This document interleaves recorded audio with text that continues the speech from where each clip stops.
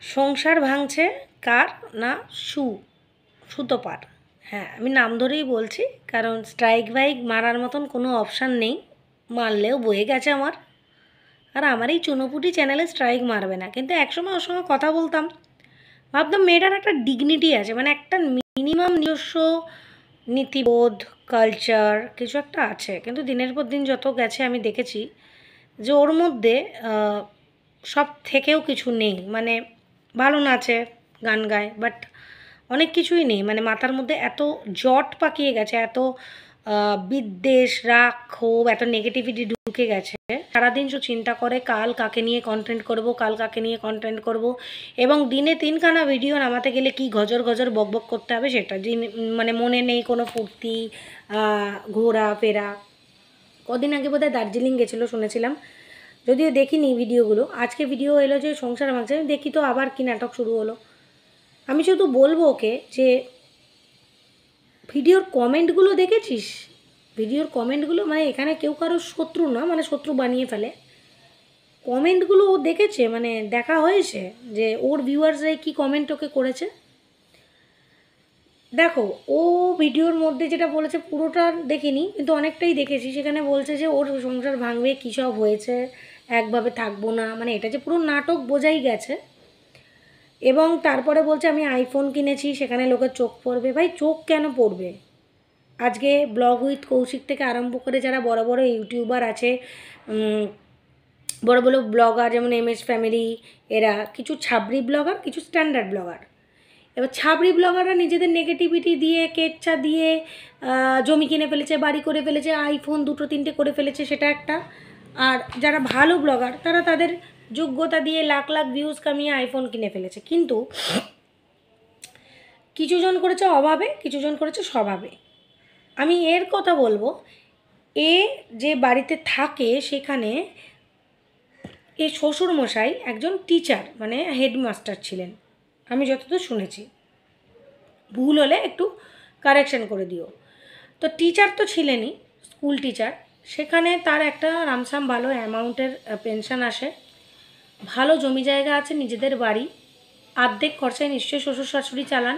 শ্বশুর শাশুড়িকে কোনো দেখতে হয় না, উপরে তারা থাকে, নিচে টোনাটুনি কত খায়, কত আর খায়, ওই তো চেহারা, কত আর খেতে পারে। তার উপর বলে এই রোগ ওই রোগ, যাই হোক, বাচ্চা কাচ্চা কিচ্ছু নেই।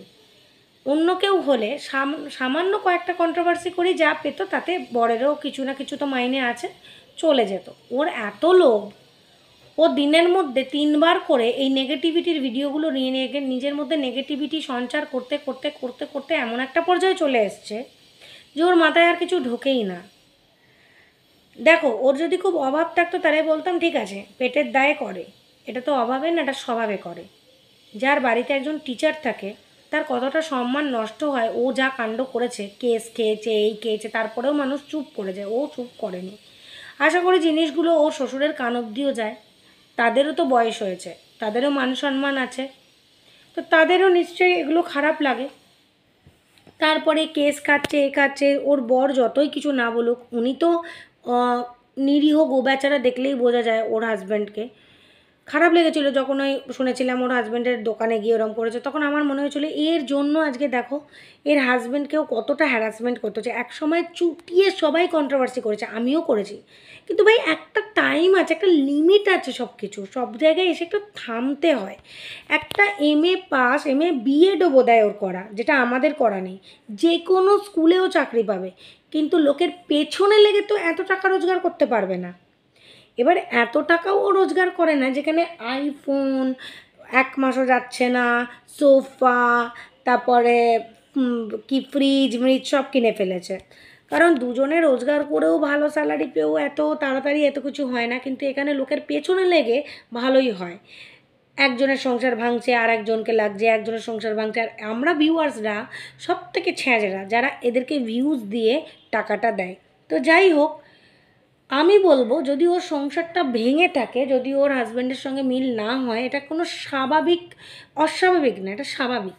কোনো ভদ্রলোকের বাড়িতে যেখানে একজন টিচার বাস করে এইরকম একটা মেয়েকে রেখে দিতে পারে না। ফার্স্ট কথা, যে সারাদিন ভদ্র ভাষায় লোকের পেছনে লেগে, আগে তো খিস্তিকাস্তা ছিল, এখন ভদ্র ভাষায় দিনে 3টে করে ভিডিও নামিয়ে লোকের নিয়ে সমালোচনা করে। সেটা কোনো মন্দির মসজিদ নিয়ে সমালোচনা নয়, সামাজিকভাবে কোনো সমালোচনা নয়, প্রতিদিন 3টে করে টিনাকে নিয়ে একবার ছিঁড়ে খাচ্ছে, ফোগলাকে নিয়ে একবার ছিঁড়ে খাচ্ছে, টিনার সংসারে টিনা একবার ভালো, একবার বেচু ভালো, একবার টিনা খারাপ, টিনাকে একবার পুরোপুরি খারাপ করে উলঙ্গ করে দিচ্ছে, তারপরে আবার টিনা ভালো হয়ে যাচ্ছে। ওদিকে আগে কে ছিল একটা মাই সিম্পল লাইফস্টাইলের ওই খনিকা, উজ্জ্বল, ওরা ছিল, ওদেরকে তো এমন করেছে যে দিল্লি অবধি কেস ওর চলে গেছে। এই জিনিস পোয়ানোর পর কোন হাজব্যান্ড জানি না ভেড়ার মতো পেছন পেছন ঘুরে আর সাপোর্ট করে। এর হাজব্যান্ডকে আমি দেখি ভীষণই মানে নিরীহ গোবেচারা, এবং আমরা যেটা বাঙালি ভাষায় বলি যে বউয়ের ভেড়া। তো এই ধরনের জিনিসগুলো এর হাজব্যান্ড করে বলে আজ অবধি এত সুযোগ, এত সুন্দরভাবে লোকের পেছনে লেগে ভালো টাকা ইনকাম করছে। এবার উনি দেখেন ওনার রোজগারটা হয়তো একটু কম, হয়তো বা নয়, তা সেখানে ও যদি লোকের পেছনে লেগে টাকা ইনকাম করে ঠিকই আছে, কিন্তু অন্য হাজব্যান্ড হলে যার মিনিমাম মেরুদণ্ড বা আত্মসম্মান বোধ আছে, নিজের বাবার সম্মানটা সে যদি রাখতো, তাহলে বলতো দেখো আমাদের বাড়িতে তো আমার বাবা টিচার ছিলেন, তুমি যা করেছো এরকম কেস খেয়েছো, এবার এটা থেকে ক্ষান্ত দাও, যা হয় হবে, তুমি একটা চাকরি করো। শেরুকে দেখার জন্য ক্রেজ আছে এখন, এখন কিন্তু পোষ্যদের ক্রেজ থাকে, সেখানে রেখে যাওয়া যায়, সেটা দেবে। ও তো একটা MA পাস। আপনারাই বলুন তো, যারা ওর অন্ধ ভিউয়ার্স, অন্ধ, তাদেরও বলছি, ওকে কিছুই করতে পারতো না এই ধরনের নোংরা ভিডিওগুলো ছাড়া? কিচ্ছু করার ছিল না ওর। আর যদি ওর সংসার ভাঙে, আমি তো বলবো এটা নাটক। দার্জিলিং গেছিলো, সেই টাকাটা তুলতে হবে যাতে এরপরে আবার সিমলা কুলু মানালি যেতে পারে। 1 নম্বরের নাটকবাজ, আর খুব ভালো শিখে গেছে যে কী করে কেচ্ছা তুলতে হয়। তো এটা ছাড়া কি ও কিছু করতে পারতো না? আপনারা লিখে জানাবেন তো। দ্বিতীয় কথা এবার বলি, রাখাল বারবার বলতো বাঘ পড়েছে, যখন সত্যিই বাঘ পড়েছে কেউ আর বাঁচাতে যায়নি। যেদিন সত্যি সংসার ভাঙবে না কারোর যদি ভাঙে, সে ভিডিও করার মানসিকতায় থাকবে না। তবে হ্যাঁ, এরা তো পিশাচের জাত, এরা হচ্ছে লোকের সংসার ভেঙে ভেঙে টাকা রোজগার করেছে প্রচুর, এত কিছু করছে, দেখাচ্ছে দেখো লোকের পেছনে লেগে অভিশাপের পয়সা আমি করেছি। তো এরা কিন্তু সংসার ভাঙলেও সেটাকে কন্টেন্ট করে অনেক টাকা রোজগার করবে, সেই আনন্দে করতে পারে। কিন্তু যদি মানুষের বাচ্চা হয়, ইমোশন থাকে, তাহলে এইরকম কথা বলে সে করতে পারবে না ভিডিও। অন্ততপক্ষে 1-2 মাস সে সংসার ভাঙার শোকেই চুপচাপ থাকবে, হয়তো কমিউনিটি দিতে পারে বা 1-2 শর্টসে বলে দিতে পারে, বসে গেঁড়িয়ে গুছিয়ে ভিডিও করতে পারবে না। ওই গেঁড়িয়ে বসে সুন্দরভাবে গুছিয়ে বলতে পারবে না। আর একটা কথা বলি, এই যে 20 লাখ টাকা, সেটা ও শেরুর মাথায় হাত দিয়ে বলেছিল, হয়তো কথাটা ঠিকই বলেছিল, 20 লাখ মোটেই নয়, এটা ঠিকই বলছে। কারণ আমার মনে হয় যে ও শেরুকে নিজের সন্তানের মতো যেহেতু দেখে, সেহেতু ওর মাথায় হাত দিয়ে ও মিথ্যে কথা বলবে না। আর এখানে এরকম মিথ্যে কথা, মিথ্যে অপবাদ অনেক দেওয়া হয়, হয়তো সেটা অ্যামাউন্টটা ভুল, তবে হ্যাঁ 96,000 টাকা ও তুলেছে বলল, সেটাও কম নয়। সেই 96,000 টাকা যে ওর খরচা হয়েছে মানে ট্রিটমেন্টের পেছনে, সেগুলো কি ও দেখাতে পারবে?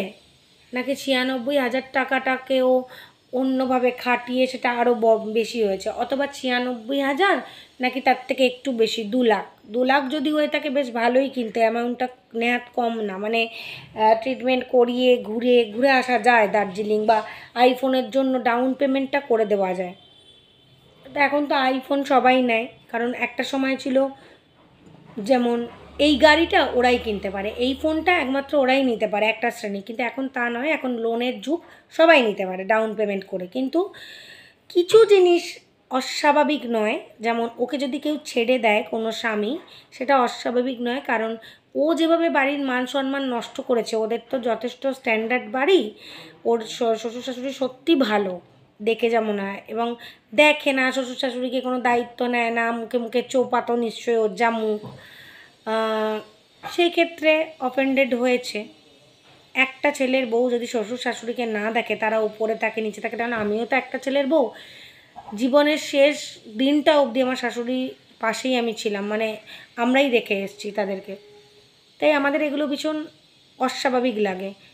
ওকে এত দিন যে ওখানে আছে এটাই অস্বাভাবিক। অনেক আগেই হয়তো অন্য শ্বশুর শাশুড়িরা বলতো, দেখো ভাই তোমরা তোমাদের রাস্তা দেখো, আমরা নিচেটা ভাড়া দিয়ে নিচের ভাড়া দিয়ে যা পাবো সেটা আমাদের চলে যাবে, আরও তোমরা তোমাদের রাস্তা দেখো। এই কেস খেয়ে আমার সম্মান নষ্ট করে আমি থাকতে দেবো না, ঠিক কি না? সবচেয়ে বড় কথা, এত শিক্ষিত হয়ে লাভ কী হলো? চাকরি করতে গেলে শেরুকে দেখবে কে? যখন শেরু ছিল না তখন চাকরির চেষ্টা হয়েছিল, নাকি বসে বসে ঘ্যাঁজার ঘ্যাঁজার ঘ্যাঁজার করে বেশ ভালো টাকাটা আসছিল? শ্বশুর বলেছে চাকরি না করতে? শ্বশুরের কথা শোনা হয়? শ্বশুর শাশুড়ির বাড়ির লোক বারণ করেছে?